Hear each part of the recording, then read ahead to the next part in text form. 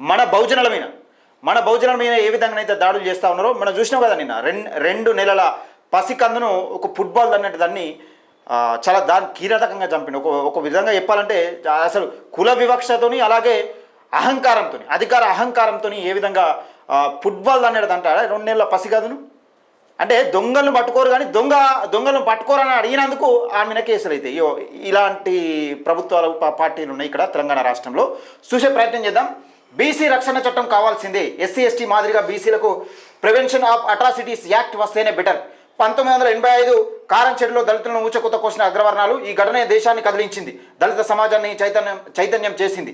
ఆ తర్వాతనే atrocity case ఎప్పుడు వచ్చింది? 1985లో కారంచెడులో దళితుల మీద ఊచకోత జరిగితే కోసిన అగ్రవర్ణాలు. ఈ ఘటన దేశానికి కదిలించింది. ఈ ఘటన దేశాన్ని కదిలించింది, దళిత సమాజాన్ని చైతన్యం చేసింది.